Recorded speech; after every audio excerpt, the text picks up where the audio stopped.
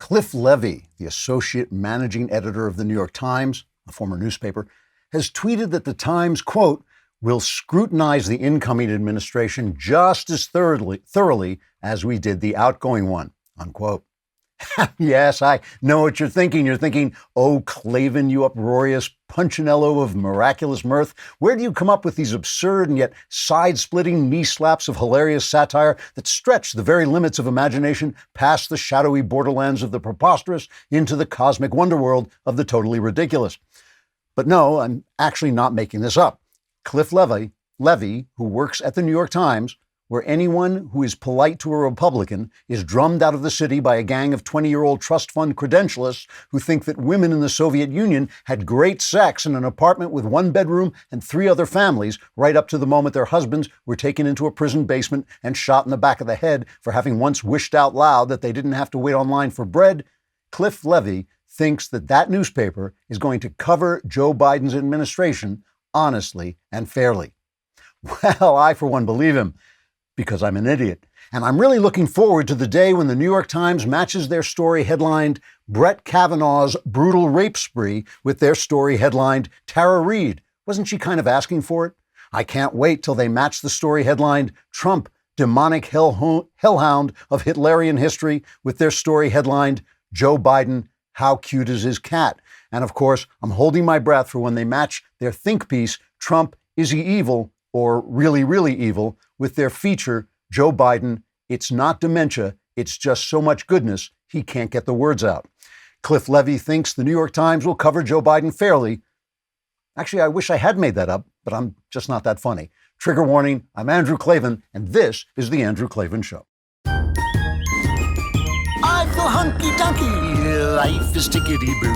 Birds are winging, also singing hunky-dunky-doo. Ship-shaped, ipsy-topsy, the world is zippity-zing. It's a wonderful day, hurrah, hooray! It makes me want to sing. Oh, hurrah, hooray! Oh, hooray, hurrah! All right, the vast right-wing conspiracy known as Klavanon continues. And tomorrow, I hope you've got your problems nearby. I hope you can gather them around you, kiss them on the head, say a sad farewell to them, because tomorrow is the mailbag when all your problems can be solved. All you got to do is subscribe to the dailywire.com, dailywire.com/subscribe. And you can send in, what you do is you hit the podcast page, you go to the Andrew Klavan podcast, you hit the little mailbag symbol, and then you can ask me any question you want. You can ask me about politics. You can ask me about your personal life. You can ask me about religion. You can ask me how I just managed to look this incredibly great. All my answers are guaranteed 100% correct and will change your life, possibly for the better. The guarantee is really useful because knowing that it's 100% correct, you don't have to write me angry letters telling me I was wrong. It just saves you a lot of time. Also, go on the YouTube channel and subscribe and hit that little bell, and that will send you all my fresh content will come to you by a little elf with 6 tiny reindeer who will come down your chimney, steal your silverware, but leave my free content. Leave a comment, and if the comment is sufficiently ignorant and wrongheaded, we will put it on the air as just a natural part of the rest of the podcast. Bible Man today says, now that the Iranian nuclear scientist is dead, he'll be able to vote in the next U.S. election. It's true. It's true. The Israeli hit team turned him into a Democrat. It's amazing. Back when I was still making speeches to college students before the lockdown, I used to sometimes remark that young women seemed to me to be absolutely miserable. I would then, of course, ask any young women in the audience who disagreed with me to let me know what they thought during the question and answer period. Not one woman ever corrected me, and in fact, more than once, women got up and told me I was right. Young women in this society are miserable. Well, I thought of this when I heard about this poor lady soccer player, Sarah Fuller, who was used as a publicity stunt during a men's college football game. As I understand it, Vanderbilt, which has not won a game all season, was short players because of the Chinese virus, so they brought on this poor kid to gin up some sort of interest in their lousy team. She kicked the ball a mere 30 yards. They say it was an intentional squib kick, but strategically, that doesn't actually make any sense, but never mind. She then ran off the field before she could get hurt. Now, I'm not saying anything against this young lady's athletic abilities. She's apparently a top-tier women's soccer player, and good for her. But she actually came out afterward and told reporters she had made a locker room speech to the team because she was angry at their lack of enthusiasm. And for those of you who don't know anything about sports, a one-time 30-yard kicker who makes a locker room speech would have to be a woman, because if she were a man, the other guys would beat the crap out of him. This is no way to treat a lady. It's condescending and it's insulting. It reduces an excellent athlete to a freak show anomaly for the purpose of a sick leftist neurosis that hates the human race as God made it. Every signal women receive from this twisted, broken society we're in, every signal they receive tells them that if they follow the dreams of womanhood, they're nothing. Only male success is success. Only male values of strength and career and competition are the right values. It's a disgusting assault on the feminine, which is half of human life.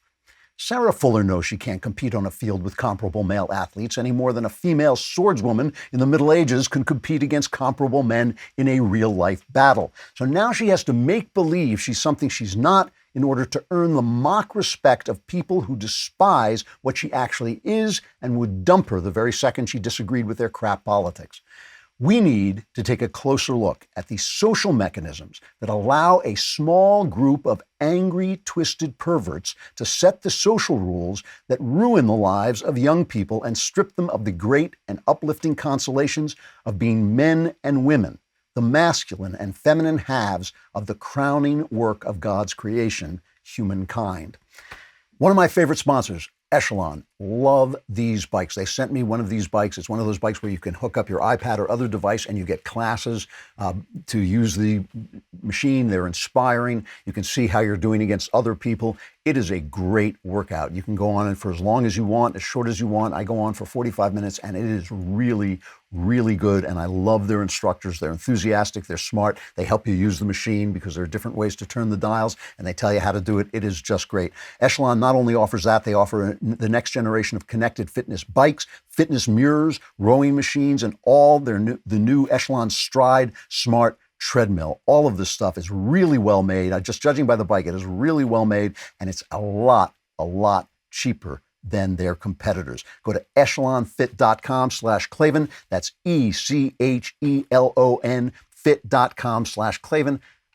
Who doesn't know how to spell echelon? But you know what I'm saying? You understand what I'm talking about here? Anyone can spell echelon, but Klavan, that's the mystery. It's Klavan. There are no E's in Klavan.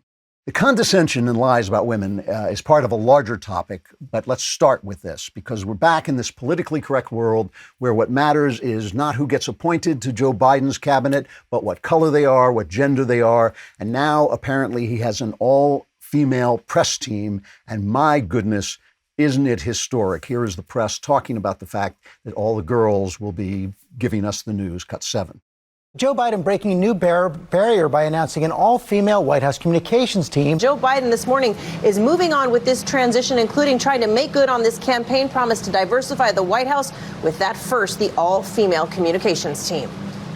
After weeks of delay, today President-elect Joe Biden will finally receive his first top-level intelligence briefing, and he's already pushing ahead on his campaign promise to diversify the White House with a first an all-female communications team. Mr. Biden also announced his new White House communications team. It is a diverse, all-female group, including several mothers of young kids, according to newly named Press Secretary Jen Psaki, who's an Obama alum. Kate Bedingfield was tapped for White House communications following a similar role in the campaign. It's an amazing picture when you look at it all together. Thank you very much, Nicole.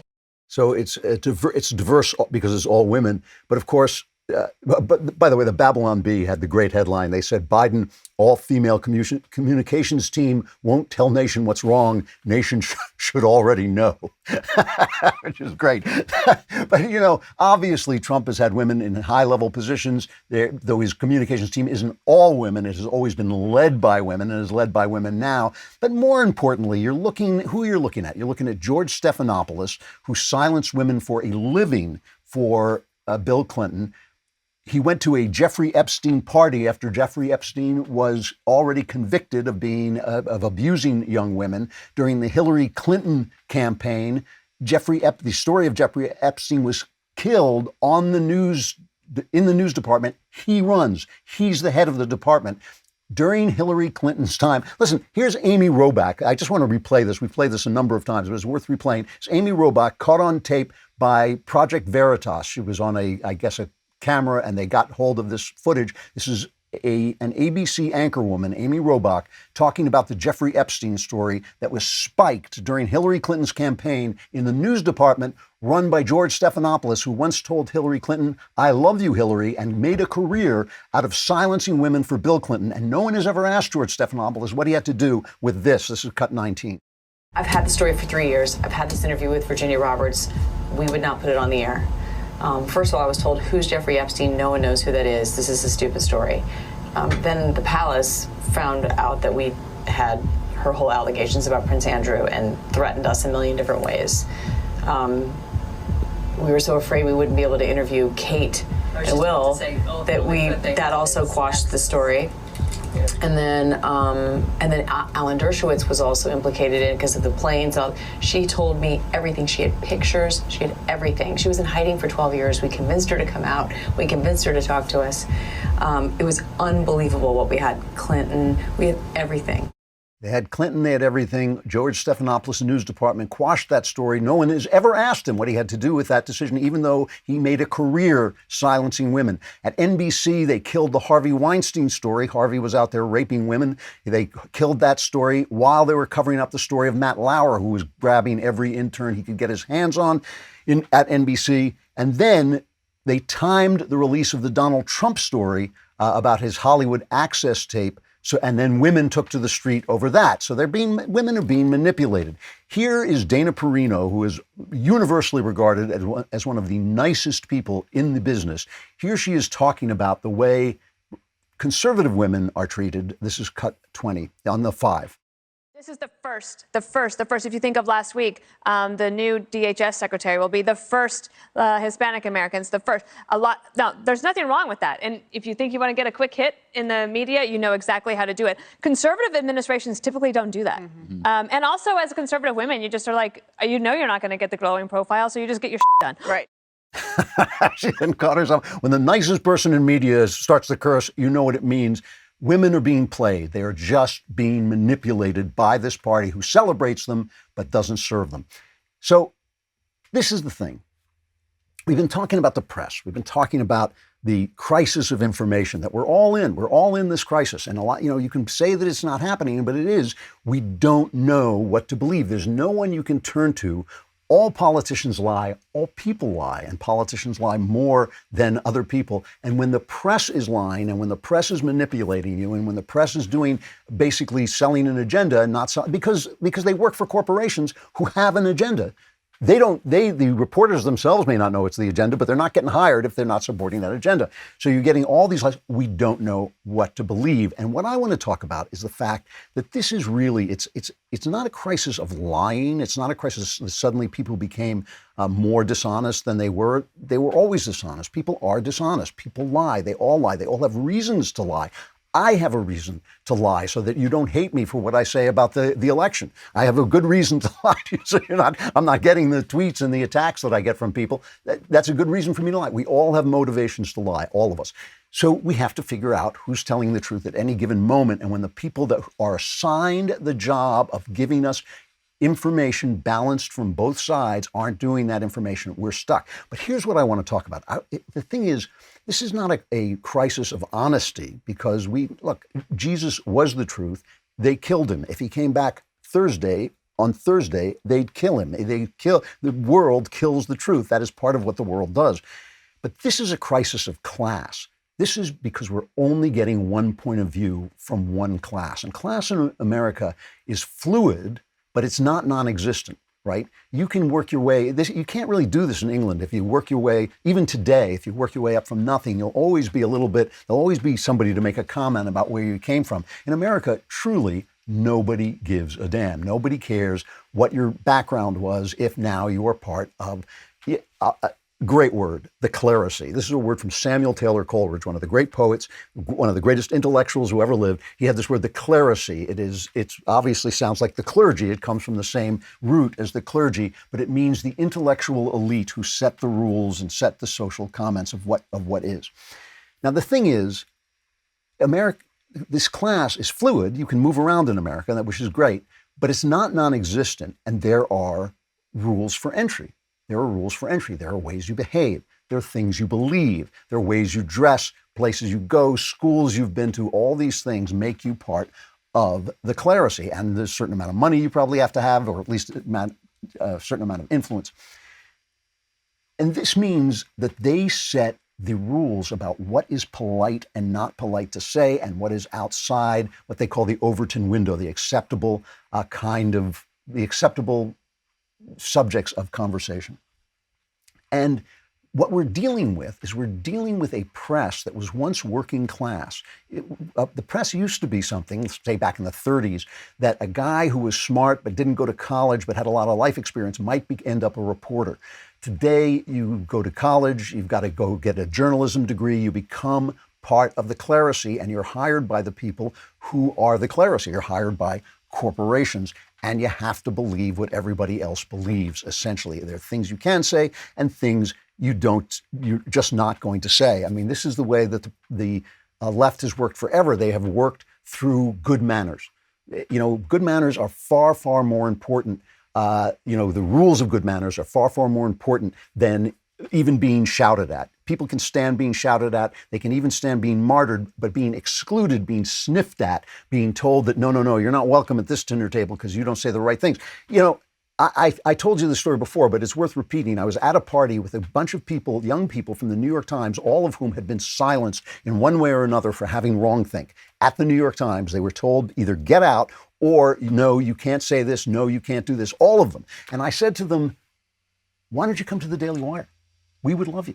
We would, you can say, even though you're liberal, some of them were liberal, some of them were conservative, but I said, we have a range of opinions at the Daily Wire. Why don't you come write for us? We have a great circulation. People come and listen to it.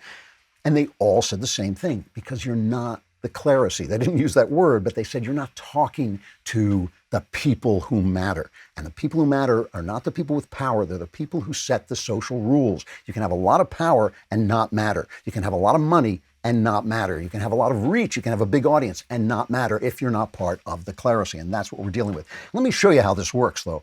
CNN broke a story, leaked documents from the Hubei Provincial Center in China for Disease Control and Prevention in China. Came out in the documents, which cover, and I'm reading from CNN, which cover an incomplete period between October 2019 and April this year, reveal what appears to be an inflexible healthcare system constrained by top-down bureaucracy and rigid procedures that were ill-equipped to deal with the pandemic, right? At several critical moments in the early phase of the pandemic, the documents show evidence of clear missteps. Suddenly, CNN has discovered that more people were dying in China than China would say. Now, we told you that on the show because we give you tomorrow's news today, but we couldn't prove it. Now CNN has proved it. So I want to give full credit to a guy at the Federalist, a guy named Tristan Justice, because I'm going to use some clips from his story. First of all, he's got a great name, Tristan Justice. I may change my name to Tristan Justice. That is an absolutely terrific name. Tristan Justice, Private Eye. I mean, you could be anything with the name Tristan Justice. However, he's a writer at the Federalist, and he wrote a story called CNN Finally Discovers China Uses U.S. Media to Attack the United States. He says, for months, it's been brazenly obvious that China was deliberately underreporting its cases of the Wuhan virus. The Chinese government lied about every aspect of the global crisis, including its origin, while silencing whistleblowers who sounded the alarm, hiding crucial information from health experts, and pushing the World Health Organization into lying about the nature of the virus itself. At the pandemic's onset, China again proved it cannot be trusted with its own statistics. They came out, I think it was in April 7th. This was what Reuters was reporting from China in April about the virus. This is cut 4. China marked a massive milestone on Tuesday. It's seen no new deaths as a result of the new coronavirus. Mainland China also reported a drop in new cases after closing its borders to virtually all foreigners. In the central city of Wuhan, once the epicenter of the outbreak, lockdown measures are finally easing. It's due to allow people to leave the city via road, rail and air on Wednesday. And more non-essential businesses will open their doors once again, providing the first glimpse of what life could be like after at least 2 months indoors. Wuhan has reported only 2 new confirmed cases in the last 14 days. Overall, China had around 32 new confirmed cases of the coronavirus on Monday, all of which involved travellers arriving from overseas. Everything is great. Everything is great in China. You remember Thomas Friedman in Knucklehead Row at the New York Times, the op-ed page of the New York Times, said, oh, if only for one day, if only we could have a powerful government, like an authoritarian government like China, oh, we could fix so many things. And the logic behind that is his class, the clerisy, knows how to fix things and it's being held up by us, the rabble, with our power in democracy. But I want to show you what happened to this story as this China story developed, as it developed falsely among the clerisy, namely the press. Well, you know, I love to try out our sponsors' products so I can recommend them to you personally, but when I tell you that I'm dealing with Chamonix's new Zotique Deep Correcting Serum, which will give you smoother, better skin, free from redness, acne, and acne scars, you'll know that I'm not using it. But we did have one of the ladies on staff try it out, and I can't tell you how beautiful she is because I'll get sued. However, Zotique increases firmness, smoothness, and diminishes adult acne, redness, and stress breakouts. You can also say goodbye to crow's feet and laugh lines. So you know I'm not using it, but she did, and she really recommended it. And with its immediate effects, you can see results in 12 hours or less. And every order you get from them this Christmas and holiday season includes Chamonix's brand new Zotique Deep Correcting Serum absolutely free. So go to Genucel.com, that's Genucel.com, and enter Daily40 at checkout for an extra $40 off. And this holiday season, you get Chamonix's brand new Zotique Deep Correcting Serum, Crystals it's called, at home microdermabrasion treatment, and a surprise luxury gift, all free with your order today. That's 3 free gifts plus free upgrade to priority shipping. Genucel.com, Genucel.com. That is Genucel, Genucel.com. I'm going to read again from this Federalist paper by Tristan Justice with the great name. U.S. reports 1,200 coronavirus deaths in over 24 hours, NBC News tweeted on April 7th. Meanwhile, in China, where the pandemic broke out, not a single new coronavirus death was reported. Justice says these falsehoods from China were used by corporate media as a cudgel against Trump, incredibly claiming that a communist country was doing better than the freest country in the world based on taking China's doctored numbers at face value. Here is a reporter challenging Trump on the way he refers to the virus. This is cut 5. China and others have criticized you for using the phrase Chinese virus. How do you feel about that? Are you going to continue using that phrase? Well, China was putting out information which was false, that our military gave this to them. That was false. And rather than having an argument, I said, I have to call it where it came from. It did come from China. So I think it's a very accurate term. But no, I didn't appreciate the fact that China was saying that our military gave it to them. Our military did not give it to anybody. Critics say using that phrase creates a stigma. No, I don't think so. No, I think saying that our military gave it to them creates a stigma. I just want to deconstruct that exchange for just a minute. I mean, I think it's important. The press is saying to Trump, the reporter is saying to Trump, you have violated the rules of upper class etiquette, which are set by the clerisy. See, this is what you have to remember. The rules of social behavior are set by the social upper classes. You have violated those rules. And Trump is saying, first of all, I'm telling the truth.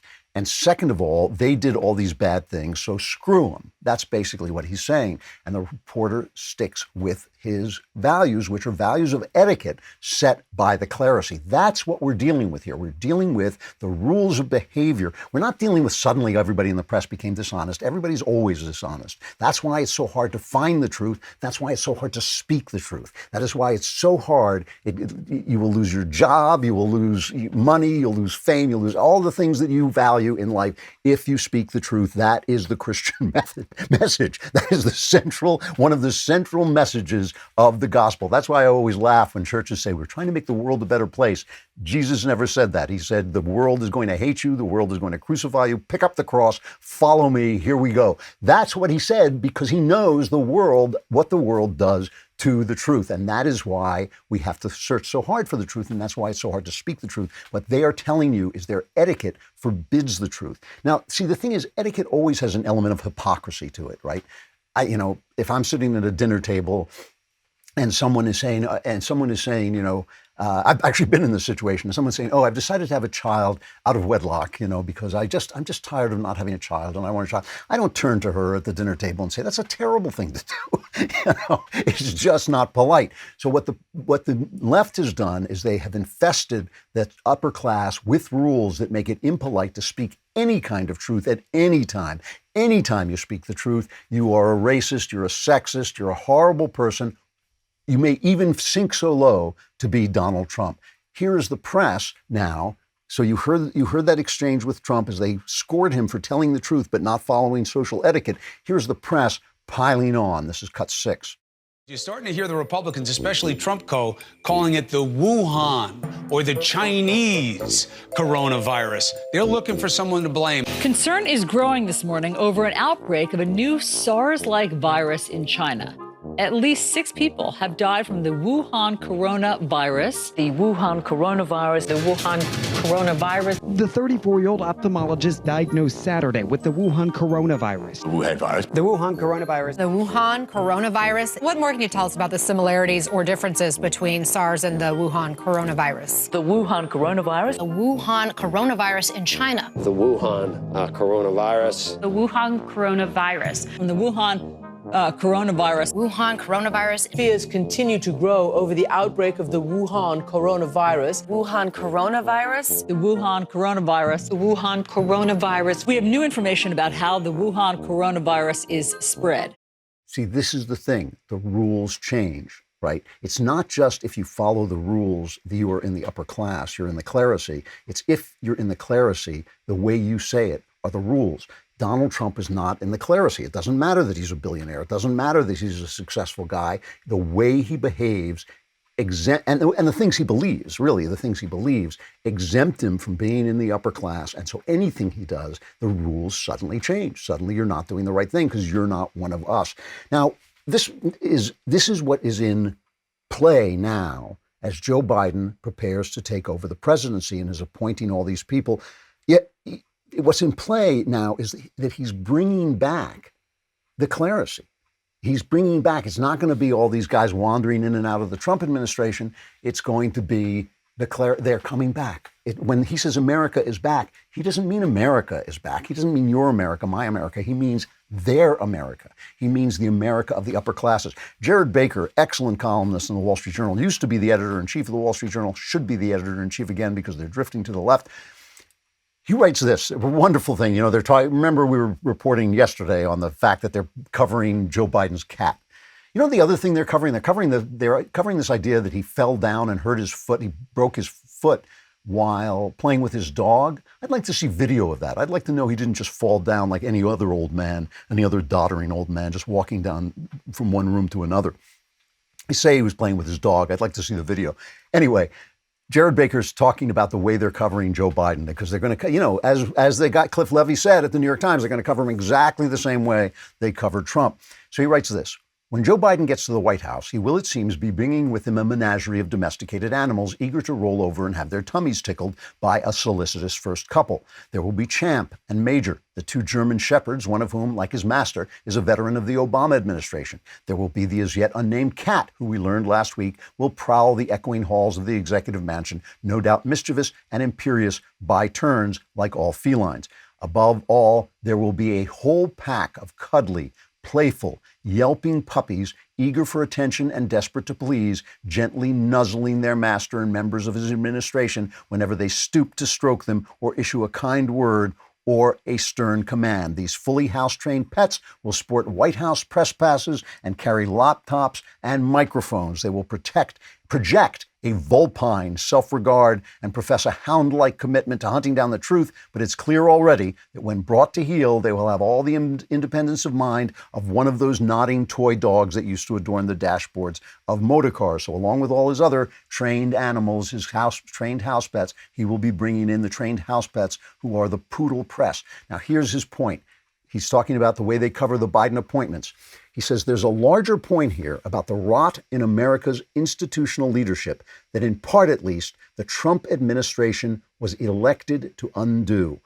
In its largely celebratory coverage, the press is unwittingly emphasizing what this restoration represents, the triumph of its own class. It is highlighting how completely in lockstep the various elements of the new and old establishments now are: the media and tech platforms, the global corporate bossocracy, the vast, overfed Washington policy crowd whose different characters pop in and out of government with a change of president without leaving a footprint on the receding sands of American leadership. That's what we're talking about. What we're talking about is a group of people who are the clerisy. They are the clerisy. They set the social rules, and what they do is they set the social rules so that anyone who disagrees with them becomes outré, becomes unacceptable, becomes a rude lout, right? Dana Perino, one of the nicest, sweetest, most elegant people you'll ever want to see in your life, is not acceptable to them, and so she is excluded from that class.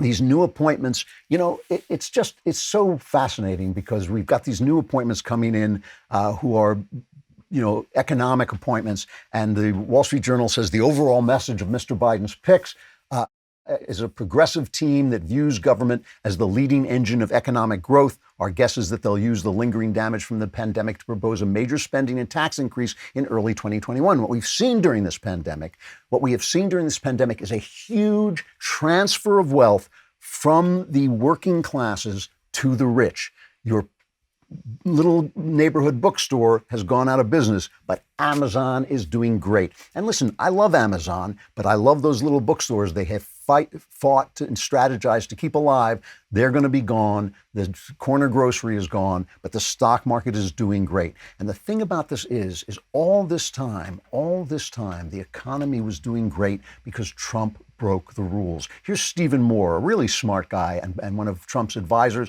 and a guy who didn't like Trump to start with, but he got on the team because Trump was doing the right stuff. Here he is talking about what the economy really has looked like. This is cut one. We really should be celebrating this Thanksgiving, this amazing economy. We are now living through the single greatest and swiftest recovery from a recession in American history, thanks to Donald J. Trump. We have the unemployment rate down to below 7% in 6 months. It took Obama Biden 6 years to do that. We've got, growth. We got the Dow went up to 30,000. A lot of that is because of Operation Warp Speed and the vaccine that's coming. So 2021 is really setting up to be a blockbuster year as long as Joe Biden's policies don't ruin it. Trump did a good job. He did it. He had a great presidency, but he didn't follow the rules of the clerisy. He didn't follow the etiquette of the upper class. So you're dealing with crazy right-wingers when they tell you that any minute there could be a pandemic and governors will be locking you down and you may not have the food that you need ready, so you want to get ReadyWise. Then we're crazy, right? Except here we are. So now is a better time than any to be prepared with long-term nutritional food options. ReadyWise has many options. They have emergency meals. They have freeze-dried fruits and vegetables for convenient on-the-go nutrition. They have new adventure meals for hiking, camping, and other outdoor activities. ReadyWise makes being prepared simple and affordable. Order online and have nutritious meals shipped directly to your doorstep. When government resources are strained, it can be days, if not weeks, before fresh food is available. Don't put yourself in that position. This week, my listeners can get free shipping at ReadyWise.com when entering Klavan at checkout or by calling 855-474-4084. ReadyWise has a 90-day, no questions asked return policy, so there's no risk taking the initiative to get yourself and your family prepared today. That's ReadyWise, ReadyWise.com, promo code Klavan to get free shipping. But you know how to spell ReadyWise. How? Oh, how? Please tell us how. Do you spell Klavan? I hear you saying it's Klavan.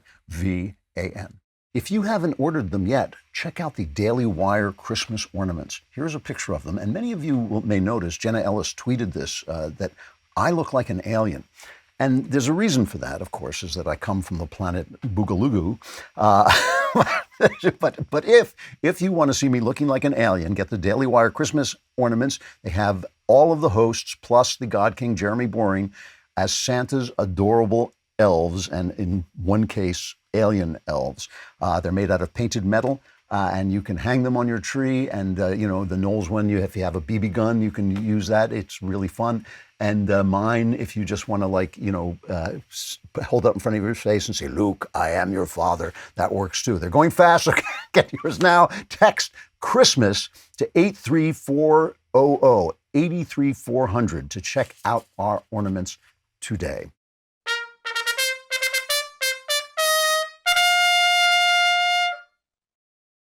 One of the things that's so frustrating about all this is that we're not dealing with evil. You know, I mean, there are evil people. There are people who don't see that what they're doing is bad. But when you're dealing with class, you're just dealing with prejudice. You're dealing with interest. You're dealing with people who want the things that they want and don't want to face the fact that maybe the things they want aren't good for you. And you know, people do what feels good, and it feels good to the upper classes to help the lower classes. But it doesn't feel so good when the lower classes become the upper classes, or when the lower classes don't need their help. So it feels better to the upper classes to give you charity, to give you a universal guaranteed income, or to give you welfare, than it does for them to have you build a shop and basically have a successful business, or go to work for that business, or have your own job and have opinions of your own. That's getting out of hand, and you don't want that going on. And that was Trump from the very beginning. Trump was saying, I'm just going to give people work, and then they won't worry about whether they're black or white, or if they meet some prejudice. Who cares if you've got dignity and you're doing a job? That is not what you think when you're a member of the clerisy. Again, the clericy's intentions are good, but remember what they say about good intentions. The road to hell is paved with good intentions. That is something that should be tattooed on the foreheads of people entering government. The road to hell is paved with good intentions. So, now you've got this thing with schools, and this is driving me crazy because I've got, little relatives who are in schools. And in New York, they closed the schools against all the science, against all the information that was saying the schools were not major spreaders. Little kids are not spreading the coronavirus. So they closed the schools because the Democrat Party is in hock to the United Federations of Teachers, who basically don't want to go to school if there's any risk. They just don't like to work very much. They don't do anything for anybody. The teachers are good people, but the union is utterly corrupt. So they're following the science, as they all say. Here is Anthony Fauci, hero to the left because of his pandering of fear, his mongering of fear. He's a hero to the left. Shapiro's team put this together. This is Fauci over the months of this virus talking about schools and what we should do with schools. Is cut 18. We have to start implementing both containment and mitigation. And what was done when you do closing the school is mitigation. If you have a situation in which you don't have a real good control over an outbreak and you allow children to gather together, they likely will get infected. We don't know everything about this virus, and we really better be very careful, particularly when it comes to children.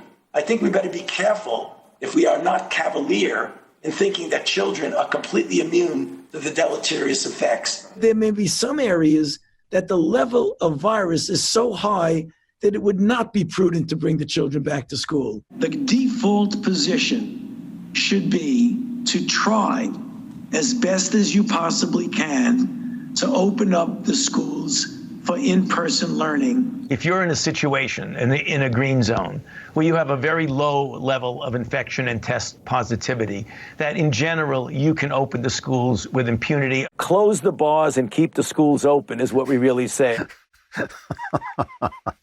This is like, don't wear a mask, wear a mask. But the whole thing is that each time the rules change, if you don't follow the rules, you're a bad person. That's what's so wonderful about it. It's wear a mask, don't wear a mask. Yes, wear a mask. No, don't wear a mask. Doesn't help. Shutdowns are good. Shutdowns are bad. Close the schools, open the schools. And any moment that you're caught not dancing on the right side of that line, you suddenly, you stink. What kind of person are you? It is basically, the idea is not what's right, not whether you're telling the truth, not whether you're doing what is the moral thing to do. The idea is that you are following the rules, not of morality, the rules of behavior. It is behavior that is basically being modified here. I just have to play this cut from Rand Paul commenting on Fauci. He loves the guy. It's cut 10. I think this illustrates the danger of centralizing power and decision-making in one person or in Washington, because when one person is so wrong, as Dr. Fauci has been, it has grave effects for millions of school children. The evidence has been clear for 6 months, evidence from entire countries in Europe and in Asia that schools do not lead to a surge, that kids are poor transmitters of this. Countrywide studies were showing this 6 months ago, and he wouldn't listen. And I tried to convince him of this, and now he sort of flippantly says, oh, we're going to let kids go to school, we're just going to close the bars. Well, we should also look at the evidence on that. Do lockdowns prevent the spread of this? Right now, we have more mandates and more lockdowns than we've ever had, and yet the incidence of COVID is rising exponentially. It may argue that none of the things we are doing are working, and we at least ought to be honest and assess it from an honest perspective, not a biased one.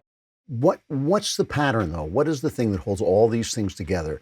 It's not, I'm not telling you that opening bars is a good thing. I mean, I can understand why that might not be a good thing when you have a highly contagious disease, even though the disease doesn't kill a large percentage of people. It's easier to catch than the flu, so it's going to kill more people, although 40% of the people who've died have been in nursing homes. So still, that's not the question. The question is what links these things together. It's whose ox gets gored. It's who gets hurt. And it's always the lower classes. It's really interesting that closing schools, of course, hurts the poor more than it hurts the wealthy. I mean, wealthy parents are going to be more educated. They're going to have more resources to educate their kids. They're not going to have to go to work necessarily. They're in wealthy families, sometimes one income is sufficient or at least can get them by. So it's not going to hurt parents of rich kids that much. It's not going to hurt rich kids that much, but it's going to damage poor kids. They're not going to have the educational wherewithal to come back and actually make up the losses that are especially bad in mathematics that you have from these stupid Zoom classes. So when this happened in Florida, when in Florida they decided everything was going to keep open, the press was pretty tough on them. The press was pretty tough on Ron DeSantis. When it happened in New York, it was happening to their kids, and that's the other difference. Something like 70 to 75% of the press live on the coasts. So they're not living in the places where other people live. They're living where the clerisy lives. That's where the clerisy lives. And so when it happened in New York, suddenly, I mean, listen to the tone of this report from CBS's Norah O'Donnell, cut 8. Listen to the tone of it, where suddenly the people who disagree with the Faucis, the people who disagree with the experts, the people who are not in with the so-called quote unquote science are suddenly the good guys. Listen to this, cut 8. Today, thousands of parents of New York City school children sent a petition to the city's mayor and the state's governor demanding that the nation's largest school system reopen immediately for in-person learning. Public schools were abruptly closed after the city hit a threshold 3% of COVID tests now coming back positive. There was anger on the steps of New York City Hall, parents demanding schools reopen for in-person learning. The shutdown sent parents of some 300,000 students scrambling Wednesday night. So suddenly in New York, where the people who in the press live, and their kids are suddenly staying home and they don't have any way to take care of them, they've got to get on the television to talk to people, because if they're not talking to people, they're nobody. So, suddenly it's a problem, and suddenly not listening to the experts is okay. It's fine. I mean, we've seen, we keep talking about the hypocrisy, but again, and it is hypocrisy. That is the right word for it. But it's a hypocrisy of class. It's that they don't see what they don't see. They do not see outside of their class. And it's the reason they can't argue with us. It's the reason they can't debate us. It's the reason they just kind of, throw us under the bus, because the minute we don't agree with what the clerisy agrees with, we become evil, because those are the rules of etiquette. This is playing into this election, the challenge to this election. We know that we don't count. We know that we've been told that we stink, that we're racist, that we're sexist, that we're beneath, that we're the deplorables. We've heard all this before. So now when people are saying, well, where's the evidence of being cheated? We already feel cheated. And again, one of the things I've learned doing the show is that people don't actually hear what you say. A lot of people don't hear what you say. They have little slots in their head and they fit it into the closest slot. So some of them only have 2 slots, yes and no. And if you're not saying yes, you're saying no. And I've just been saying the same thing over and over again. I'm not convinced by the evidence that there was some kind of massive conspiracy of fraud. But I'm open to being convinced if the evidence gets better than it is. Right now, it's just accusations that are unfounded, and they're coming from various places, some of which I respect, and so I'm listening to those. But so far, I just haven't heard them going to court. But the rage is the thing that is really something else. You know, Chris Krebs, who I have no reason to doubt is like an honest guy, he comes out and he says, I think he was the guy that the White House assigned to keep the election secure. He went on 60 Minutes and said, I think the election was secure. Okay, maybe he's wrong. He might be wrong. Maybe he took bribes, or maybe his opinion is wrong. What's so offensive of that is that 60 Minutes had him on, but didn't have anyone on to disagree with him. So that's immediately makes you angry, right? It makes you angry because your opinion is being treated unfairly, or your suspicions are not being tended to, or whatever. You're not being included. So here is one of Trump's campaign lawyers, Joe DeGeneva, reacting to Chris Krebs. This was not a coincidence. This was all planned.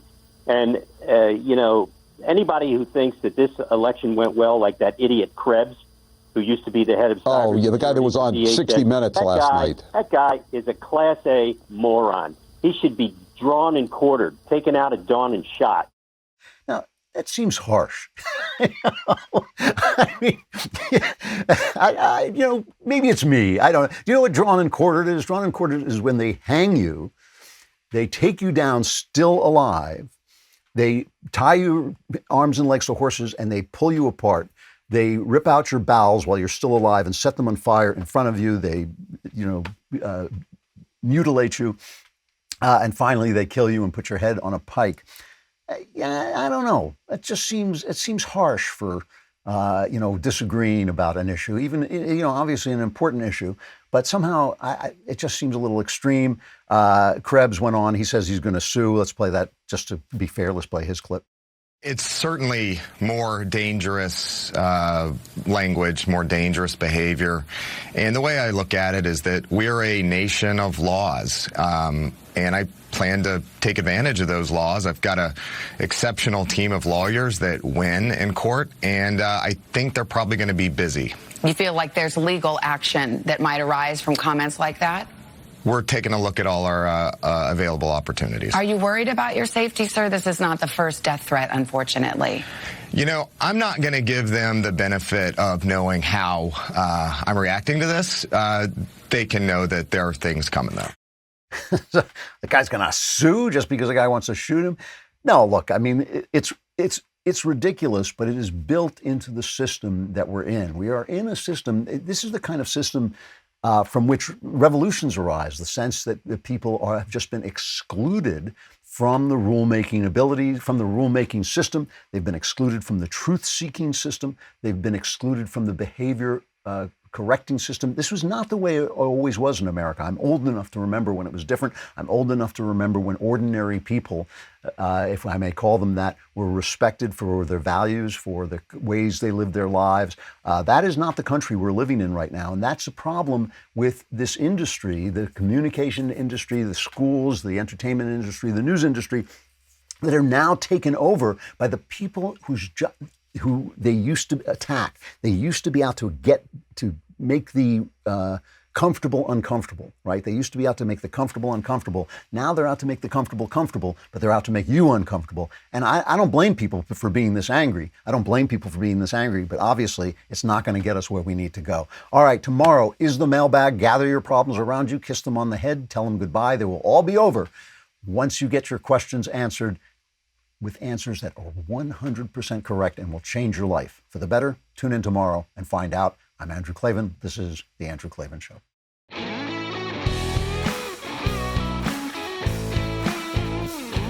The Andrew Klavan Show is produced by Robert Sterling. Executive producer, Jeremy Boring.